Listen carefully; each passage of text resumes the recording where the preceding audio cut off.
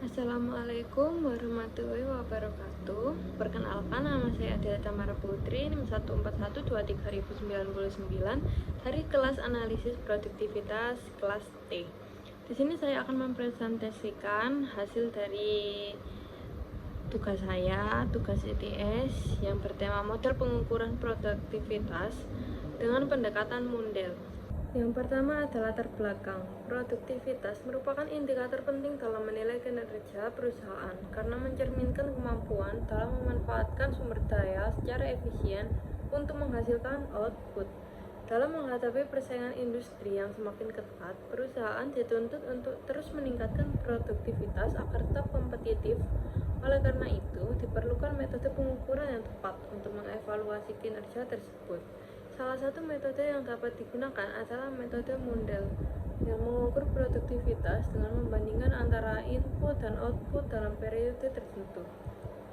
Selanjutnya ada contoh profil perusahaan. Di sini saya menggunakan PT Cisarua Mountain Dairy Tbk atau yang bisa disebut dengan Cimory.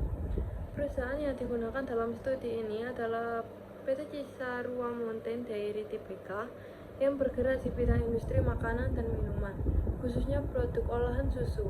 Perusahaan ini dikenal melalui berbagai produk seperti susu UHT, yogurt, dan minuman berbasis susu lainnya.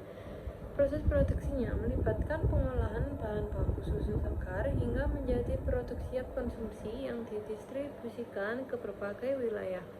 Dalam menjalankan operasionalnya, perusahaan memanfaatkan berbagai sumber daya seperti tenaga kerja, material, energi, serta biaya lainnya yang perlu dikelola secara efektif dan efisien untuk mencapai tingkat produktivitas yang optimal.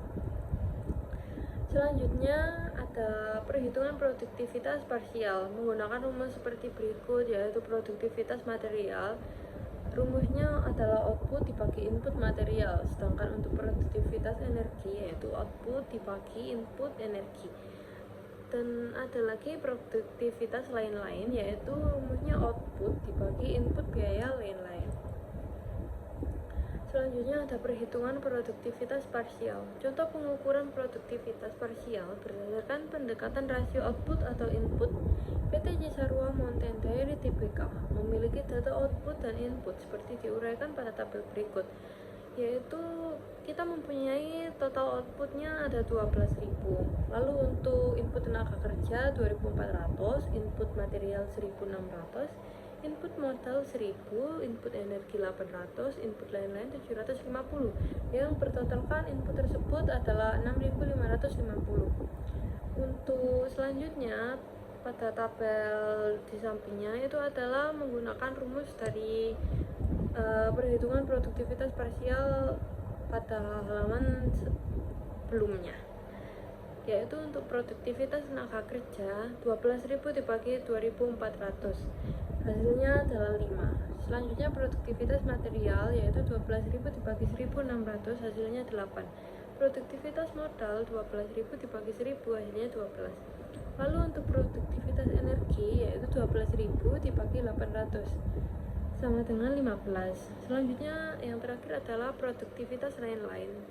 12.000 dibagi 750, hasilnya adalah 16. Selanjutnya rumus perhitungan indeks produktivitas IP dengan pendekatan Mundell.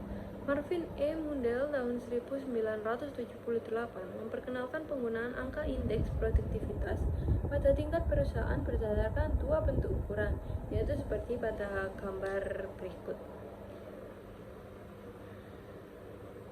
Lalu untuk tabel di bawahnya, pada banyaknya output unit dalam nomor 1 itu hasilnya adalah AOBP. Lalu untuk periode 1, sedangkan untuk periode 2 yaitu AOMP.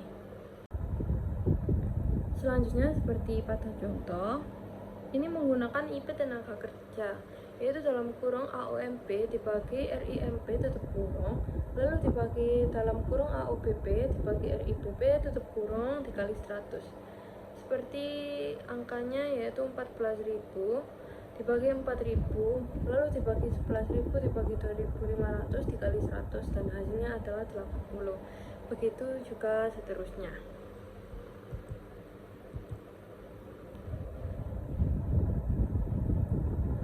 Selanjutnya adalah rekapitulasi hasil perhitungan indeks produktivitas IP.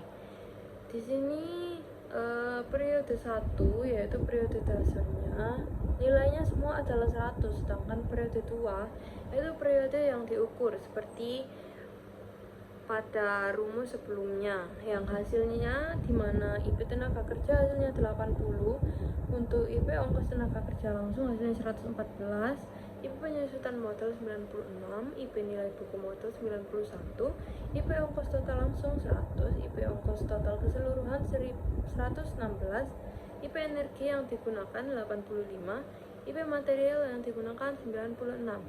Lalu untuk perubahan nilai indeks produktivitas yaitu B dibagi A.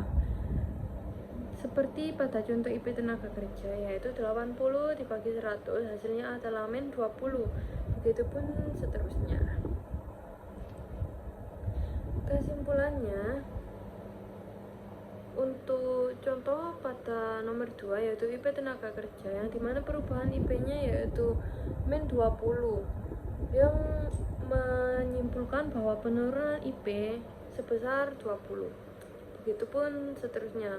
Seperti misalnya untuk nomor 3 ongkos tenaga kerja langsung yaitu 14, berarti dia kenaikan IP sebesar 14%. Lalu untuk nomor 6 IP ongkos total langsung perubahan IP-nya 0, berarti IP tetap. Sekian dari saya, terima kasih, mohon maaf bila ada salah kata. Wassalamualaikum warahmatullahi wabarakatuh.